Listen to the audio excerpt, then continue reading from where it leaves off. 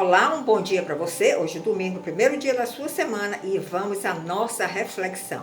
Vamos dar continuidade à reflexão que estamos fazendo sobre os seres angelicais, os anjos.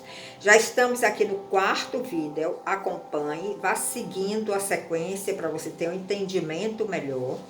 E hoje nós vamos falar sobre tipos de anjos e como eles estão organizados. A Bíblia também não indica com clareza como é que eles estão organizados, mas indica que existe sim diferentes classes de anjos. E essas classes são mencionadas nos trechos bíblicos que eu vou lhe dar a seguir. Por exemplo, os querubins, eles aparecem diversas vezes nos textos bíblicos como anjos protetores. Você pode ver em Gênesis 3:24. E nós sabemos que eles estavam também sobre a arca da aliança, 2 querubins, um voltado para o outro, guardando ali o propiciatório. Então, os querubins são anjos protetores, eles estão guardando alguma coisa. E é uma classe de anjos que realmente está no nível mais elevado. Temos também os serafins, que nós vemos indicação na Bíblia.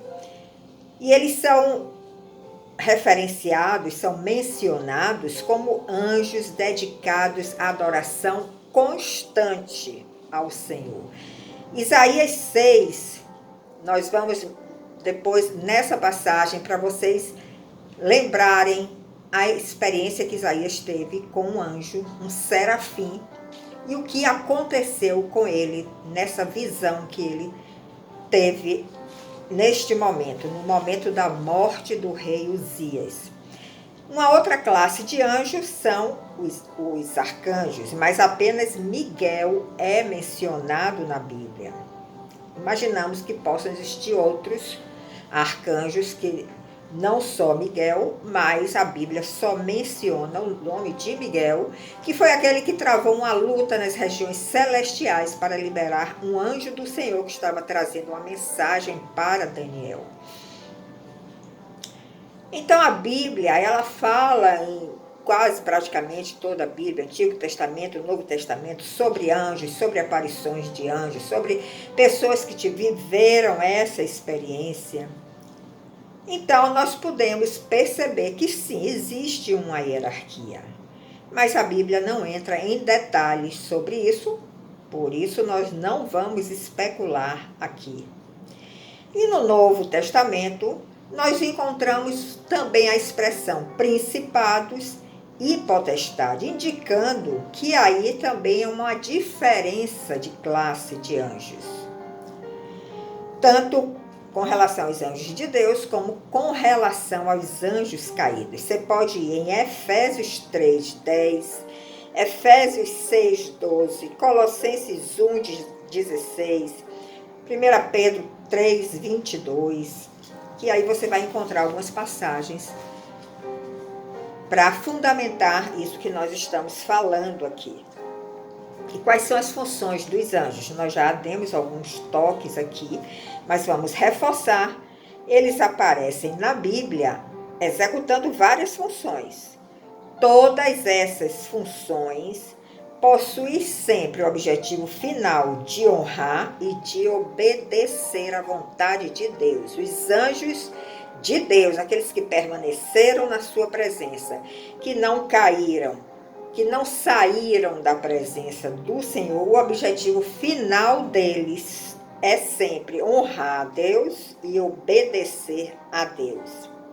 E eles adoram constantemente a Deus, sem cessar. Vá lá em Jó 38:7, Isaías 6:3, Salmo 103:20, Apocalipse 5:11, que você também vai poder fundamentar, conhecer e talvez até ter uma revelação maior ainda de tudo isso que nós estamos tratando aqui. Os anjos também aparecem servindo aos redimidos, sempre de acordo com a ordem do Senhor. Eles protegem aqueles que pertencem ao povo de Deus e eles observam atentamente aquilo que ocorre na igreja, pois se regozijam muito com o triunfo da graça de Deus. Então, no momento de culto, naquele momento que nós estamos louvando e adorando ao Senhor, com certeza esses seres celestiais também descem e estão ali no culto, louvando e adorando a Deus juntamente conosco. 1 Coríntios 11:10 fala sobre isso, Salmo 34:7, Salmo 91:11, Mateus 18:10.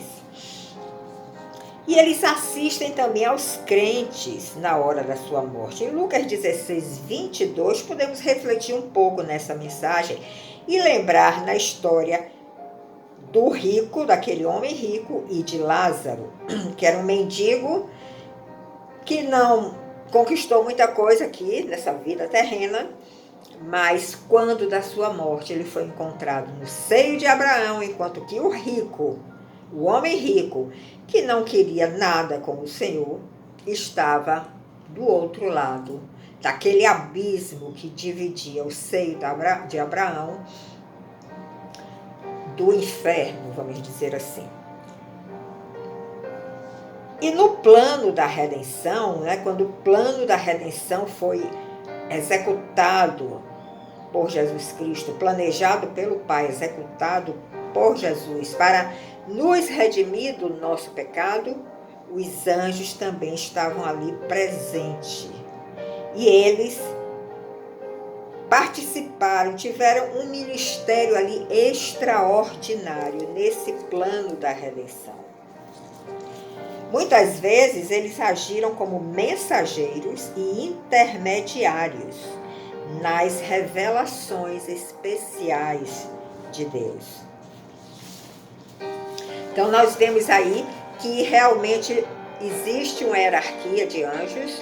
A Bíblia não é clara, não detalha sobre isso, mas nós podemos perceber sim que existem pelo menos esses tipos que nós citamos aqui: querubins, serafins, arcanjo e anjos de uma forma geral.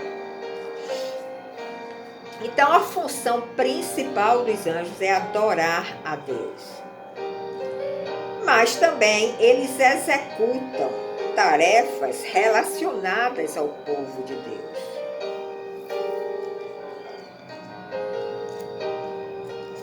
Eles louvam ao Criador sem cessar, que é a sua função principal, e nós podemos também ler e refletir em algumas passagens onde nós vemos essas experiências de homens de Deus que viveram experiências maravilhosas com esses seres celestiais. Isaías, o profeta Isaías, viveu uma experiência com o serafim.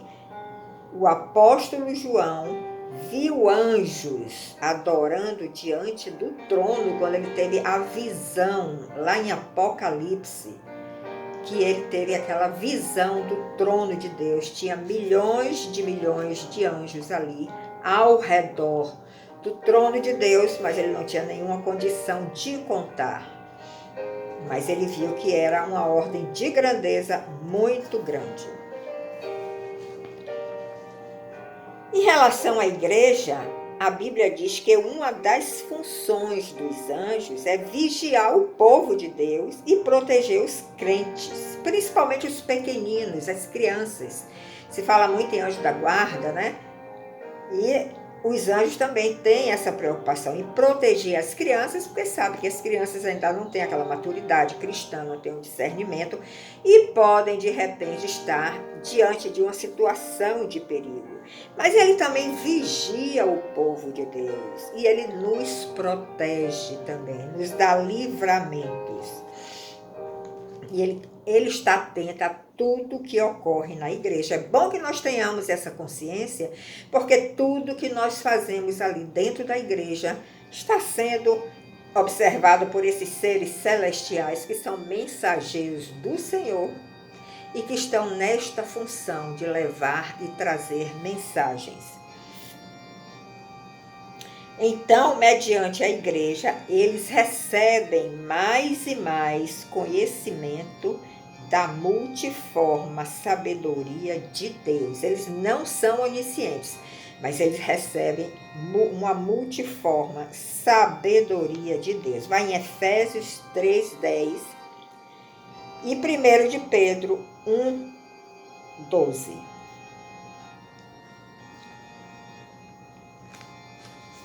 Então, dando continuidade, nós vemos também que os anjos, eles são usados por Deus, já foram e continuam sendo e ainda serão usados por Deus para executar juízo divino. Nós vemos o caso de Ló, lá em Sodoma. Nós vemos também na parábola do joio e do trigo, você pode ir lá em Mateus 13, 41 e 42, que ali aparece a figura dos ceifeiros, aqueles que vão ceifar no tempo do fim. E esses anjos colherão do reino de Deus, tirarão do reino de Deus, ceifarão do reino de Deus tudo que causa escândalo e todos que cometem iniquidade. Sabe para quê? Para serem lançados na fornalha de fogo. Então, nós vamos aqui dar continuidade, falando ainda das heresias sobre a hierarquia dos anjos. Porque quando as coisas de Deus começam a ser reveladas, sempre aparecem também heresias, coisas erradas, raciocínios errados, pensamentos errados, para confundir o povo de Deus. Por isso precisamos ter muito discernimento espiritual, precisamos conhecer a palavra para saber realmente qual é a doutrina correta e qual é aquela que é heresia. Então, nos últimos tempos, muitas heresias surgiram relacionadas à hierarquia dos anjos. Alguns diziam que esses seres angelicais se ocupam em uma organização hierárquica territorial, ou seja, cada território teria um anjo que estaria dominando ali. Cada região geográfica poderia ter um líder angelical, seja ele um anjo bom ou um anjo mau. Existe esse tipo de pensamento. Mas nós não podemos ter uma confirmação plena nas escrituras sobre esse tipo de raciocínio. Esse conceito às vezes parece ser um pouco estranho às escrituras.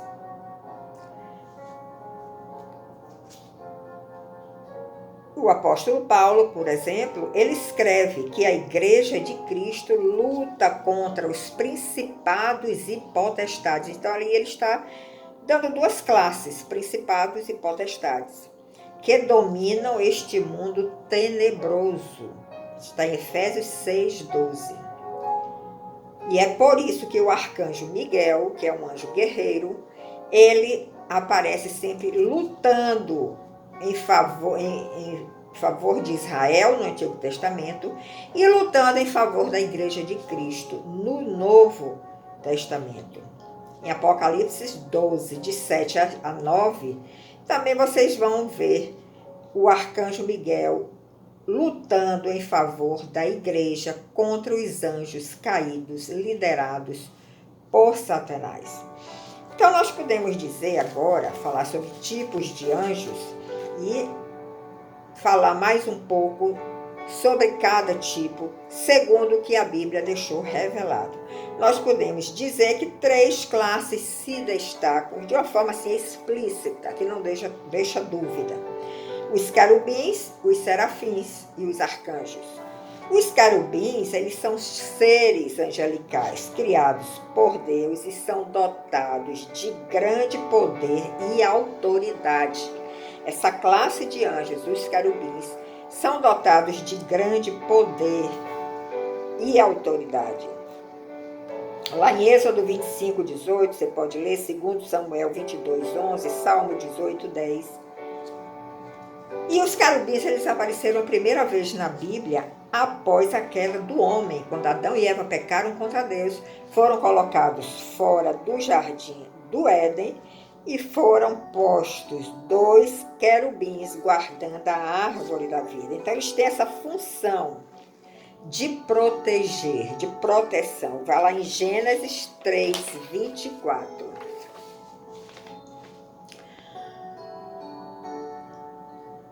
Quantos querubins existem? Também não sabemos. A Bíblia não é clara com relação a isso. Só nos mostra que eles são realmente seres protetores. E que na Arca da Aliança nós vemos 2 querubins, um voltado para o outro, guardando ali o propiciatório.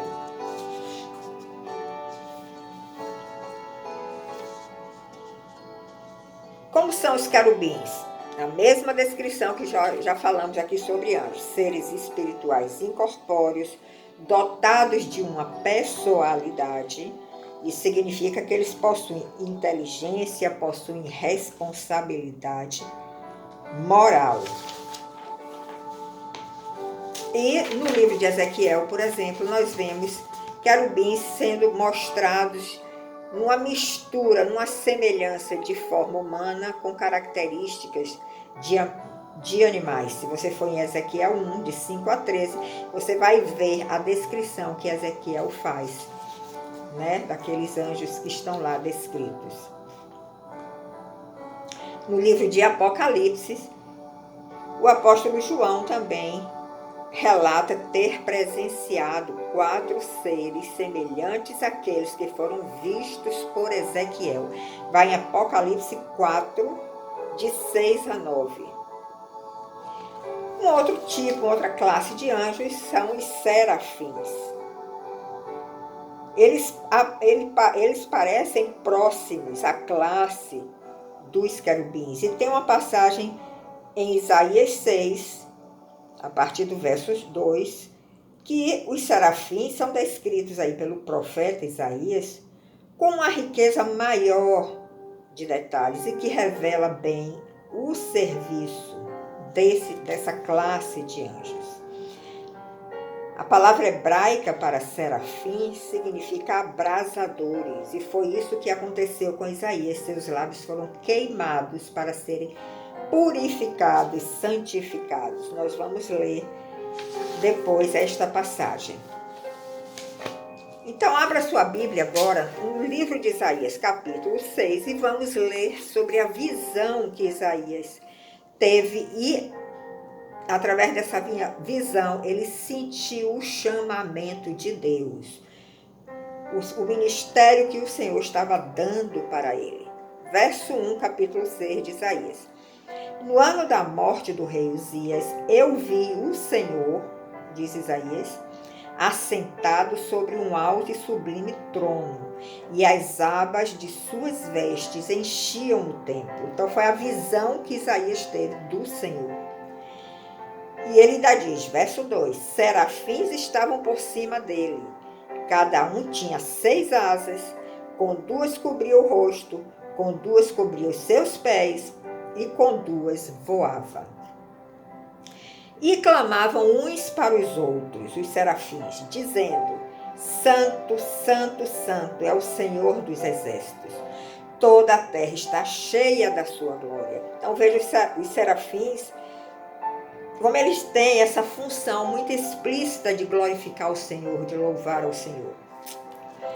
Verso 4. As bases do limiar se moveram à voz do que clamava, e a casa se encheu de fumaça.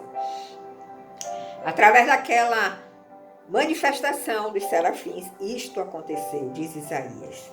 Então disse eu, ai de mim, estou perdido, porque sou homem de lábios impuros e habito no meio de um povo de impuros lábios. E os meus olhos viram o Rei, o Senhor dos Exércitos. Então, através dessa visão, Isaías percebeu, diante daquela santidade do Senhor, e os serafins louvando ao Senhor, glorificando ao Senhor, e falando, Santo, Santo, Santo é o Senhor. E ele olhou para si, e ele viu quanta iniquidade tinha dentro dele. Então, nesse momento, um dos serafins voou para mim, disse Isaías, trazendo na mão a brasa viva, que tirara do altar como uma tenaz. Então, os serafins, eles voavam, e ele foi lá no altar, pegou uma brasa viva para queimar a boca de Isaías, porque ele tinha lábios impuros, e quando ele se deparou com aquela santidade do Senhor, ele compreendeu realmente a sua iniquidade, o seu pecado. Verso 7. Com a brasa, os serafins tocaram a minha boca e disse: eis que ela tocou os teus lábios, a tua iniquidade foi tirada e perdoado o teu pecado. E depois disso ouvi a voz do Senhor que dizia: a quem enviarei? E quem há de ir por nós? Então Isaías disse: eis-me aqui, envia-me a mim. Então esta visão foi uma experiência sobrenatural que Isaías teve. Ele viu ao Senhor, ele viu os serafins glorificando ao Senhor, cantando: santo, santo, santo é o Senhor, Deus do universo. E aí ele pôde perceber a sua iniquidade, o seu pecado. É assim que nós também nos convencemos que nós somos pecadores. Quando nós entramos neste estado contemplativo e podemos, de repente, ter uma visão e contemplar a santidade do Senhor. E diante dessa santidade, nós começamos realmente a reconhecer que nós somos pecadores. Então, nós precisamos ter esta revelação que Isaías teve. E através desta visão, Isaías teve a sua boca queimada por um serafim. E ele sentiu o chamamento para servir a Deus através do ministério profético que ele recebeu. Então, nós falamos hoje dos querubins, dos serafins. Medite nessa passagem de Isaías, nessa visão que ele teve, e talvez você tenha experiências também com anjos, e você sinta o seu chamamento nesse plano divino, que já foi criado, que foi totalmente elaborado e finalizado antes da fundação do mundo. Um bom dia para você, tenha um bom domingo em família. Em outro momento nós nos encontraremos. Até lá!